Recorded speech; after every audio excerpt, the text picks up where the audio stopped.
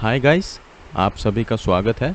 तो आज हम डिस्कस करेंगे ऐसी एक स्ट्रैटेजी जो आप निफ्टी और बैंक निफ्टी के 15 मिनट चार्ट के ऊपर ऑप्शंस या फ्यूचर्स में ट्रेड कर सकते हैं। तो चलिए बढ़ते हैं स्ट्रैटेजी की तरफ। तो जैसे कि आप देख सकते हैं, यहाँ पे मैंने ट्रेडिंग व्यू प्लेटफॉर्म ओपन की हुई है और मैंने बैंक निफ्टी का चार्ट ओपन किया हुआ है। तो सबसे पहले हमें जाना है इंडिकेटर सेक्शन में। इंडिकेटर सेक्शन में हमें जाने के बाद हमें यहाँ पे टाइप करना है एनगल्फिंग। सो आप देख सकते हैं यहाँ पे टेक्निकल्स के नीचे दो एनगल्फिंग पैटर्न्स आ गए हैं, बुलिश और बियरिश। तो हमें चार्ट पे इसे पहले प्लॉट कर लेना है। तो प्लॉट करने के बाद हमें कुछ इस तरीके से दिखाई दे रहा है। BE का मतलब बियरिश एनगल्फिंग, और आपको बुलिश एनगल्फिंग भी मैं शो कर देता हूँ। ये रहा बुलिश एनगल्फिंग। तो जब बियरिश एनगल्फिंग होगा, यहाँ पे एक रेड कलर का आपको पैच दिखेगा, और जब बुलिश एनगल्फिंग होगा आपको यहाँ पे एक ब्लू कलर का पैच दिखेगा। अभी एनगल्फिंग का मतलब मैं समझा देता हूँ यहाँ पे। हालांकि जब भी आप यहाँ पे होवर करेंगे तो आपको एनगल्फिंग का फुल मीनिंग दिखाई देगा। मोटा मोटा मतलब ये है कि जो कैंडल है उससे पहले वाला कैंडल का ओपन और क्लोज अगर फुल्ली एब्जॉर्व कर रहा है नेक्स्ट कैंडल, तो उसे एनगल्फिंग कहा जाता है। मतलब उस कैंडल का पहले वाले कैंडल का ओपन और क्लोज को पूरा अगर ढक देता है तो उसे एनगल्फिंग कहते हैं। हालांकि ये अलग बात है कि हाई एंड लो को कवर ना भी करे, लेकिन ओपन एंड क्लोज को एनगल्फिंग कवर कर लेता है। तो यहाँ पे आप देख सकते हैं हमें बहुत सारे एंट्रीज आ रहे हैं। सो बेसिकली हमें ट्रेड कैसे करना है, हमें यहाँ पे ये देख लेते हैं हम 23 मार्च 9:30 का BE आ रहा है, बियरिश एनगल्फिंग। तो बेसिकली हमें नेक्स्ट कैंडल पे, जहाँ पे ये हमें नेक्स्ट कैंडल पे एंट्री लेना है। सो यहाँ पे ये कैंडल क्लोज होता है और तुरंत क्लोज होने के बाद जहाँ पे भी हमें ऐसा BE लिख के आ जाएगा, उसके नेक्स्ट कैंडल के ओपन पे हमें एंट्री लेना है। और हमें स्टॉप लॉस कहाँ रखना है, इससे पहले वाले कैंडल के हाई के जस्ट ऊपर हमें स्टॉप लॉस रख लेना है। सो बेसिकली हमें यहाँ पे स्टॉप लॉस रखना है और फिर हमें स्टॉप लॉस को ट्रेल करते हुए जाना है।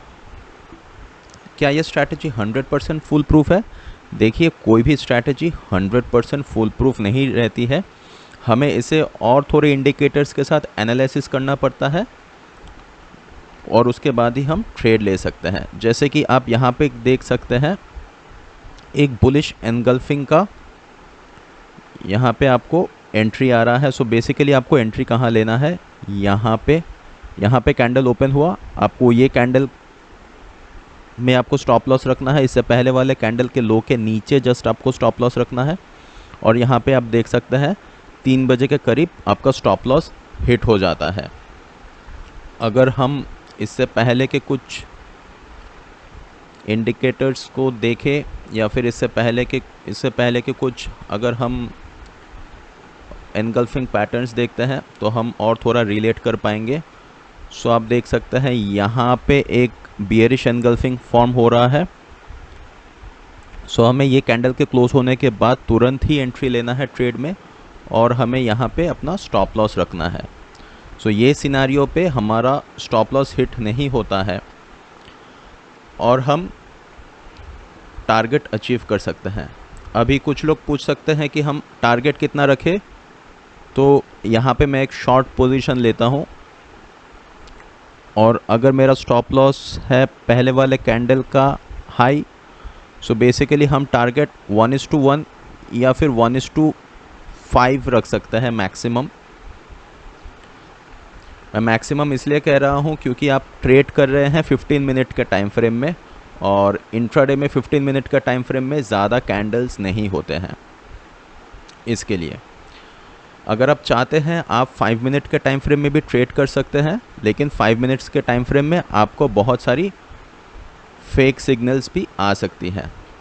अभी जैसे कि आप ये वाला सिग्नल देख सकते हैं, यहाँ पे मुझे एक बुलिश एनगल्फिंग पैटर्न की एंट्री आई हुई है। सो मैं बेसिकली ये कैंडल क्लोज होते ही मैं यहाँ पे एंट्री लूँगा और इस कैंडल का लो मेरा स्टॉप लॉस रहेगा। सो यहाँ पे दो चीज़ें हो सकती है, या तो आप अपना स्टॉप लॉस को ट्रेल करते हुए ऊपर लेके जाए या फिर आप वेट करें। अगर आप अक्लमंद है और अपना स्टॉप लॉस ट्रेल करते हुए ऊपर लेके जाते हैं तो फिर यही कहीं पे आपका स्टॉप लॉस हिट हो जाता है, और अगर आप अपना स्टॉप लॉस को इंटैक्ट रखते हैं तो आप लॉस से, इस ट्रेड से निकल जाते हैं। सो ये प्रोबेबिलिटी को और थोड़ा रिफाइन करने के लिए एक और इंडिकेटर की सहायता हम ले सकते हैं, जो कि है MACD। सो मैंने यहाँ पे MACD का चार्ट पुल किया है। सो MACD एक क्रॉसओवर इंडिकेटर है जो कि ये दर्शाता है कि ट्रेंड पॉजिटिव है या नेगेटिव है, जिससे हम बहुत सारी ट्रेड्स को हम रिफाइन कर सकते हैं। अभी ये वाले ट्रेड पे आप देख सकते हैं कि MACD ने बाय सिग्नल तो दिया था, हालांकि हमारा स्टॉप यहाँ से एनगल्फिंग होने के बाद मार्केट ऊपर ज़रूर गया था, मार्केट नीचे आने के बाद फिर मार्केट ऊपर गया। हालांकि हमारा स्टॉप लॉस हिट हुआ है लेकिन मार्केट ऊपर ज़रूर गया है। सो हमेशा ये नहीं है कि कोई भी इंडिकेटर या कोई भी स्ट्रैटेजी आपको 100% रिजल्ट्स देके जाएगी। अगर आप सेफ प्ले करना चाहते हैं तो आपको अपना स्टॉप लॉस ट्रेल करते हुए रहना है। अगर हम यहाँ पे देखते हैं, सो ये वाला जो एंट्री है इसको आप लेट गो कर सकते हैं क्योंकि कोई क्रॉसओवर ही नहीं हुआ है, ये सेल क्रॉसओवर था। यहाँ पे आप देख सकते हैं, यहाँ पे आप एंट्री ले सकते हैं बिकॉज 12 बजे के आसपास ही क्रॉसओवर हुआ है। आप एंट्री लेने के बाद जैसे ही आपको प्रॉफिट दिखना स्टार्ट होता है, आप स्टॉप लॉस को ट्रेल कर सकते हैं और आप अपने प्रॉफिट्स को ऐड ऑन कर सकते हैं। सो आप इस एनगल्फिंग स्ट्रैटेजी को आप MACD के साथ कंबाइन कर सकते हैं और अपने गेन्स को मैक्सिमाइज कर सकते हैं। ओके, एक चीज़ मैं यहाँ पे बता देता हूँ, इसकी सेटिंग्स को आप देख लेते हैं। सो यहाँ पे जो सेटिंग्स है बियरिश एनगल्फिंग के, ये SMA 50 के ऊपर है।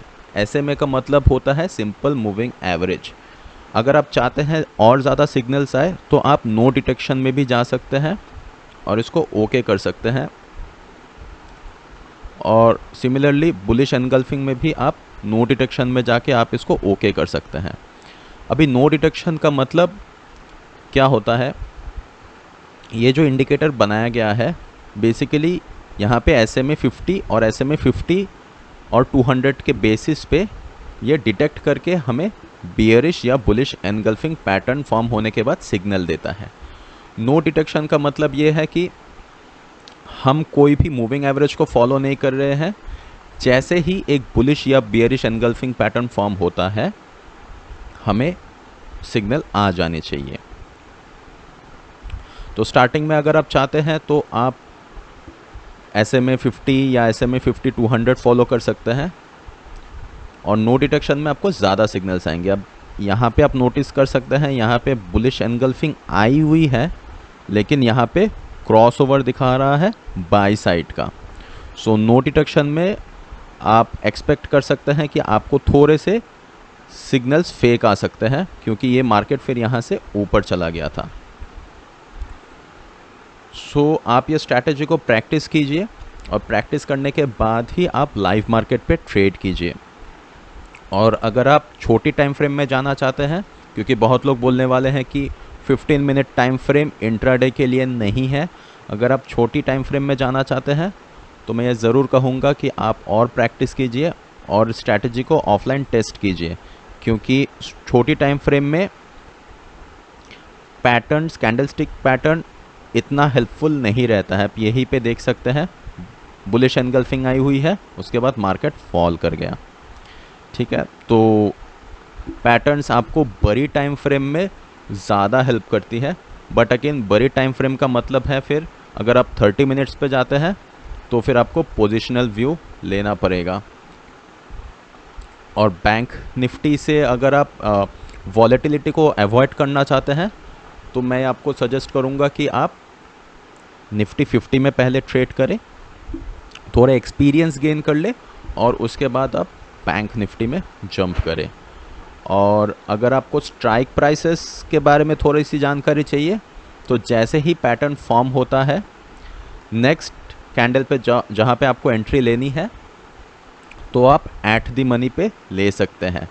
मतलब जहाँ पे ये कैंडल क्लोज होता है जो भी तभी भाव रहता है वही भाव पे आप एंट्री ले सकते हैं। तो आज के लिए इतना ही, मिलते हैं जल्द एक नए वीडियो में। धन्यवाद।